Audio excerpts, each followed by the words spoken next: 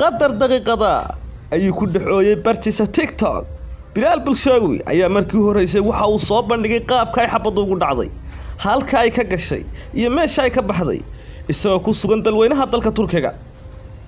Waxa uu iska difaacay eedeymo ugu soo jeediyay wiilka ay goobta ku wada dhaawacmeen, kaasi oo Bilaal Bulshaawi ku eedeeyay inuu lunsaday hanti lacageed oo labadooda la siiyay ee caawimaad ahayd. Bilaal Bulshaawi ayaa qadar daqiiqada waxa uu ku dhaxooyay bartiisa TikTok isagoo ay daawanayso 7800 qof. Haddaba eedeymaha loo jeediyay Bilaal Bulshaawi maxay yihiin ee uu u jeediyay saaxiibkiis ay goobta ku wada dhaawacmeen? maxaa ka jiray saaxiibkii uu xabada u isu dhigay? waxa uu markii u horeysay soo bandhigay halka ay xabadu kaga dhacday iyo halka ay ka baxday, iyo waxa ay dhakhaatiirta dalka Turkiga ay ku sheegeen. warbixin ayaad ka haynaa iyo muuqaal uu soo duubay Bilaal Bulshaawi madaxweynaha TikTok. hayeeshee daawada intaynaan barnaamijka u guda gelin, hadda channel ku cusub tahay subscribe saar, asxaabtaadan la wadaag, ku soo dhawaada barnaamijka. qadar daqiiqada ayuu ku dhaxooyay bartiisa TikTok isagoo ay daawanayso 7800 qof. Bilaal Bulshaawi ayaa markii u horeysay waxa uu soo bandhigay qaabka ay xabadu ugu dhacday, halka ay ka gashay iyo meesha ay ka baxday, isagoo ku sugan dalka Turkiga. Bilaal Bulshaawi ayaa loo garoog yahay madaxweynaha TikTok. waxa uu iska difaacay eedeymo uu soo jeediyay wiilka ay goobta ku wada dhaawacmeen, kaasi oo Bilaal Bulshaawi ku eedeeyay inuu lunsaday hanti lacageed oo labadooda la siiyay.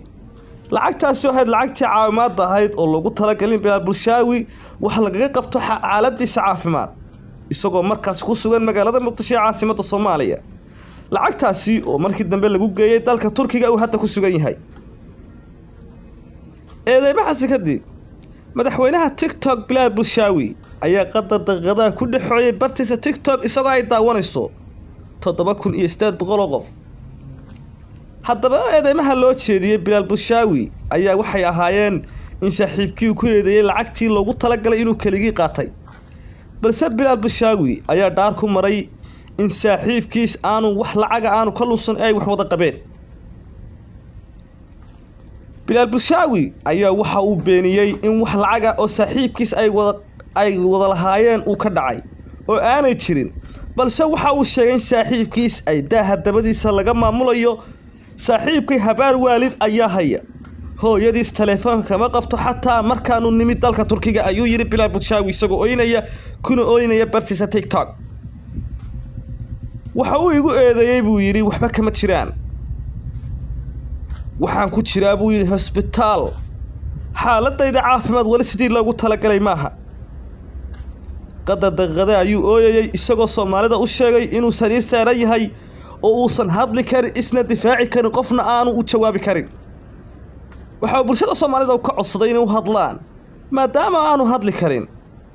waa kan Bilaal Bulshaawi ee nala yar daawo muuqaalkana sii share garee, like na saar.